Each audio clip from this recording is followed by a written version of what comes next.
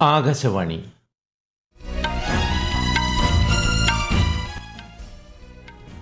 നമസ്കാരം. വാർത്തകൾ വായിക്കുന്നത് ഉദയൻ കിളിയന്നൂർ.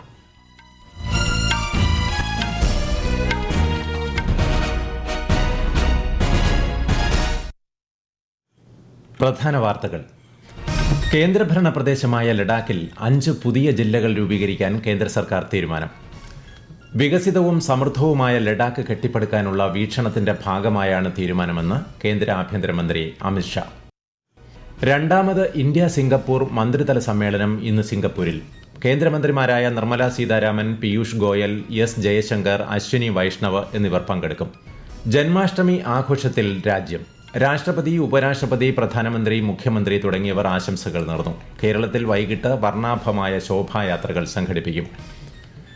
ഹേമ കമ്മിറ്റി റിപ്പോർട്ടിന്റെ നിയമപരമായ വശങ്ങൾ നിയമമന്ത്രി വിശദീകരിച്ചതായി മന്ത്രി സജി ചെറിയാൻ. നടപടികൾ കൈക്കൊള്ളുന്നതിൽ സർക്കാരിന് ഇരട്ടത്താപ്പാണെന്ന് പ്രതിപക്ഷ നേതാവ് വി.ഡി. സതീശൻ. പാരീസ് പാരാലിമ്പിക്സിന് ബുധനാഴ്ച തുടക്കമാകും. 11 ദിവസത്തെ കായികമേളയിൽ 84 അംഗ ഇന്ത്യൻ സംഘം പങ്കെടുക്കും. വാർത്തകൾ വിശദമായി. എല്ലാവർക്കും നീതി ലഭ്യമാക്കുന്നതിനായി നീതിന്യായ വ്യവസ്ഥയിൽ സാങ്കേതികവിദ്യയും പുതിയ കണ്ടുപിടുത്തങ്ങളും പ്രയോജനപ്പെടുത്തണമെന്ന് പ്രധാനമന്ത്രി നരേന്ദ്രമോദി. നീതി നിർവഹണം ലളിതമാക്കുന്നത് കൂട്ടായ ഉത്തരവാദിത്തമാണെന്നും അദ്ദേഹം പറഞ്ഞു.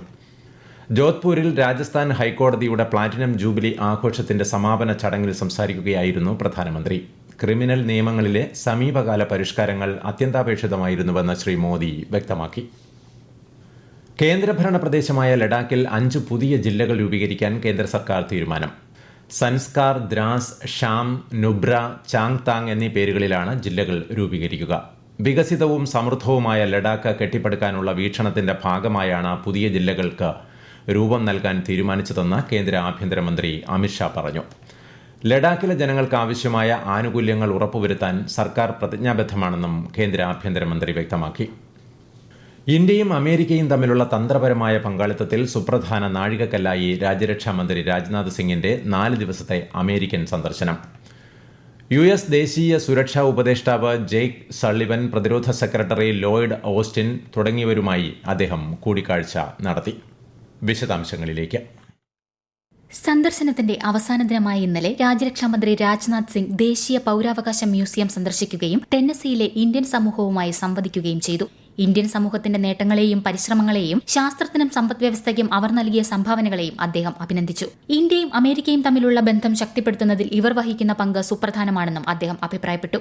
പ്രതിരോധ മേഖലയിൽ ഇന്ത്യയും US തമ്മിലുള്ള പങ്കാളിത്തം ശക്തിപ്പെടുത്തുന്നതിന്റെ ഭാഗമായി 2 നിർണായക കരാറുകളിലും ഇരു രാജ്യങ്ങളും ഒപ്പുവെച്ചു. ആധുനിക സാങ്കേതിക വിദ്യകളിൽ സഹകരണത്തിനുള്ള പുതിയ വഴികൾ പര്യവേക്ഷണം ചെയ്യുന്നതിനും കൂടിക്കാഴ്ച പ്രയോജനപ്പെട്ടു. US India strategic partnership forum സംഘടിപ്പിച്ച യോഗത്തിൽ US ഇന്ത്യ പ്രതിരോധ സഹകരണത്തിന്റെ പ്രാധാന്യവും ഇന്ത്യയുടെ വളർച്ചയിൽ അമേരിക്കൻ കമ്പനികളുടെ പങ്കും ശ്രീ രാജ്നാഥ് സിംഗ് ഊന്നിപ്പറഞ്ഞു. News desk, Akashvani.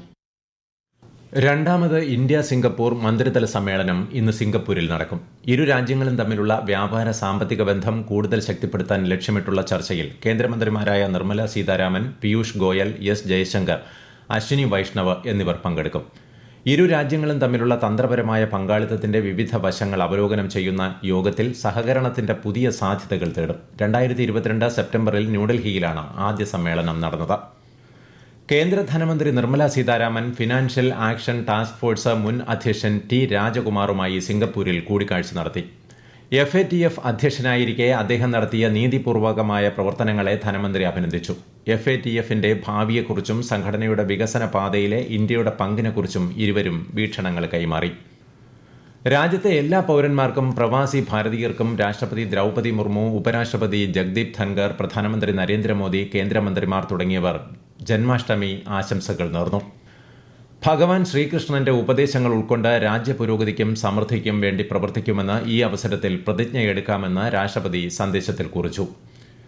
നീതിയുടെ പാത പിന്തുടരാനും എല്ലാവരുടെയും ക്ഷേമത്തിനായി പ്രവർത്തിക്കാനും സാധിക്കട്ടെയെന്ന് ഉപരാഷ്ട്രപതി പറഞ്ഞു. പ്രധാനമന്ത്രി ഇന്നലെ മൻ കി ബാത്തിലൂടെ ജന്മാഷ്ടമി, ഗണേശ ചതുർത്ഥി, ഓണം ആശംസകൾ നേർന്നു.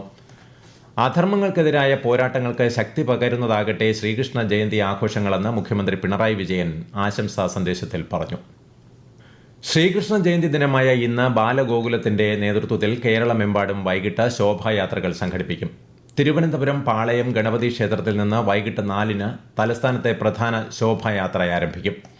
കേന്ദ്രമന്ത്രി ജോർജ് കുര്യൻ ശോഭായാത്ര ഉദ്ഘാടനം ചെയ്യും. തൃശൂരിൽ കേന്ദ്ര സഹമന്ത്രി സുരേഷ് ഗോപി ഉദ്ഘാടനം നിർവഹിക്കും. അഷ്ടമി രോഹിണി ദിനത്തിൽ ഗുരുവായൂർ ക്ഷേത്രത്തിൽ അഭൂതപൂർവമായ ഭക്തജന തിരക്ക് അനുഭവപ്പെട്ടു. സാംസ്കാരിക സമ്മേളനത്തിന്റെ ഉദ്ഘാടനവും ശ്രീ ഗുരുവായൂരപ്പൻ ക്ഷേത്ര കലാ പുരസ്കാര സമർപ്പണവും മന്ത്രി വി.എൻ. വാസവൻ നിർവഹിക്കും. ഈ വാർത്തകൾ ആകാശവാണിയിൽ നിന്ന്. ആകാശവാണി വാർത്തകളും വാർത്താധിഷ്ഠിത പരിപാടികളും all India radio news Thiruvananthapuram എന്ന യൂട്യൂബ് ചാനലിൽ ലഭ്യമാണ്. കൂടുതൽ വാർത്തകൾക്കായി all India radio news Thiruvananthapuram എന്ന ഫേസ്ബുക്ക് പേജും @AR_News_TVM എന്ന എക്സ് ഹാൻഡിലും സന്ദർശിക്കാം. ഹേമ കമ്മിറ്റി റിപ്പോർട്ടിന്റെ അടിസ്ഥാനത്തിൽ സിനിമാ മേഖലയിലെ വനിതകളുടെ പരാതികൾ അന്വേഷിക്കാൻ പ്രത്യേക സംഘത്തെ നിയോഗിച്ച കേരള സർക്കാർ. ക്രൈം ADGP മേൽനോട്ടം വഹിക്കുന്ന സംഘത്തിൽ 4 വനിതകൾ ഉൾപ്പെടെ 7 അംഗങ്ങളുണ്ടാകും. പരാതികളും വെളിപ്പെടുത്തലുകളും അന്വേഷിക്കാൻ പോലീസ് IG സ്പർജൻ കുമാറിന്റെ നേതൃത്വത്തിൽ പ്രത്യേക അന്വേഷണ സംഘം രൂപീകരിക്കാനും തീരുമാനിച്ചു. ഹേമ കമ്മിറ്റി റിപ്പോർട്ടിന്റെ നിയമവശങ്ങൾ നിയമമന്ത്രി വിശദീകരിച്ചിട്ടുണ്ടെന്ന് സാംസ്കാരിക മന്ത്രി സജി ചെറിയാൻ. വിഷയത്തിൽ കൂടുതലൊന്നും പറയാനില്ലെന്നും അദ്ദേഹം ചെങ്ങന്നൂരിൽ മാധ്യമങ്ങളോട് പറഞ്ഞു. അതേസമയം ഹേമ കമ്മിറ്റി റിപ്പോർട്ടിന്മേൽ നടപടികൾ കൈക്കൊള്ളുന്നതിൽ സർക്കാരിന് ഇരട്ടത്താപ്പാണെന്ന് പ്രതിപക്ഷ നേതാവ് VD സതീശൻ ആരോപിച്ചു. വേട്ടക്കാരെ സംരക്ഷിക്കുകയും ഇരകളെ അപമാനിക്കുകയും ചെയ്യുന്ന നടപടികളാണ് സർക്കാർ സ്വീകരിക്കുന്നതെന്നും മന്ത്രി സജി ചെറിയാൻ രാജിവെക്കണമെന്നും പ്രതിപക്ഷ നേതാവ് ആവശ്യപ്പെട്ടു. വയനാട് ഉരുൾപൊട്ടൽ ദുരിതബാധിതരുടെ പുനരധിവാസം ചർച്ച ചെയ്യാൻ മുഖ്യമന്ത്രി പിണറായി വിജയൻ സർവകക്ഷി യോഗം വിളിച്ചു. വ്യാഴം വൈകിട്ട് ഓൺലൈനായാണ് യോഗം. ഉരുൾപൊട്ടലിൽ 159 പേരെയാണ് ഇനി കണ്ടെത്താനുള്ളത്. കേരളത്തിൽ വെള്ളിയാഴ്ച വരെ ഒറ്റപ്പെട്ട മഴയ്ക്ക് സാധ്യത. ഇന്ന് കോഴിക്കോട്, കണ്ണൂർ, കാസർഗോഡ് ജില്ലകളിൽ കേന്ദ്ര കാലാവസ്ഥാ വകുപ്പ് മഞ്ഞ ജാഗ്രത നൽകിയിട്ടുണ്ട്. കർണാടക തീരത്ത് മത്സ്യബന്ധനം വിലക്കി. അടുത്ത 3 ദിവസങ്ങളിൽ മധ്യപ്രദേശ്, രാജസ്ഥാൻ, ഗുജറാത്ത്, മഹാരാഷ്ട്ര, ഗോവ എന്നിവിടങ്ങളിൽ കനത്ത മഴയ്ക്ക് സാധ്യതയുണ്ടെന്ന് കേന്ദ്ര കാലാവസ്ഥാ വകുപ്പ് മുന്നറിയിപ്പ് നൽകി. പശ്ചിമ മധ്യപ്രദേശിൽ ഇന്ന് അതിശക്തമായ മഴയ്ക്ക് സാധ്യതയുണ്ട്. ഈ മാസം 30 വരെ വടക്കൻ ബംഗാൾ ഉൾക്കടലിലും ഗുജറാത്ത്, വടക്കൻ മഹാരാഷ്ട്ര തീരങ്ങളിലും കടൽക്ഷോഭത്തിന് സാധ്യതയുണ്ടെന്ന് മുന്നറിയിപ്പുണ്ട്. ഈ ദിവസങ്ങളിൽ അറബിക്കടലിലും ബംഗാൾ ഉൾക്കടലിലും മത്സ്യബന്ധനത്തിന് പോകരുതെന്നും നിർദ്ദേശിച്ചിട്ടുണ്ട്. പാരീസ് പാരാലിമ്പിക്സിന് ബുധനാഴ്ച തുടക്കമാകും. പ്രൗഢഗംഭീരമായ ഉദ്ഘാടന ചടങ്ങിന് ശേഷം ആരംഭിക്കുന്ന 11 ദിവസത്തെ കായികമേള അടുത്ത മാസം 8-ന് സമാപിക്കും. പാരാലിമ്പിക്സിൽ ഇന്ത്യയിൽ നിന്ന് 84 അത്ലറ്റുകളുടെ സംഘമാണ് പങ്കെടുക്കുന്നത്. കേന്ദ്ര യുവജനകാര്യ കായിക മന്ത്രി മൻസുഖ് മാണ്ഡവ്യ ഇന്ത്യൻ സംഘത്തിന് ആശംസകൾ അറിയിച്ചു.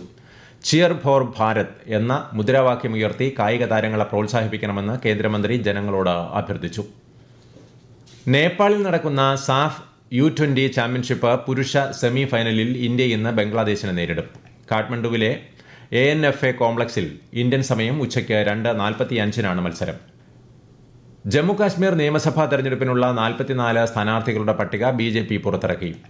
ഷോപ്പിയാനിൽ ജാവേദ് അഹമ്മദ് ഖാദ്രി, അനന്തനാഗ് വെസ്റ്റിൽ മുഹമ്മദ് റഫീഖ് വാനി, ദോഡയിൽ ഗജയ് സിംഗ് റാണ എന്നിവർ പാർട്ടി ടിക്കറ്റ് ലഭിച്ചവരിൽ ഉൾപ്പെടുന്നു. അടുത്ത മാസം 18 മുതൽ 3 ഘട്ടങ്ങളിലായാണ് 90-അംഗ നിയമസഭയിലേക്കുള്ള തെരഞ്ഞെടുപ്പ്. വോട്ടെണ്ണൽ ഒക്ടോബർ 4-ന് നടക്കും.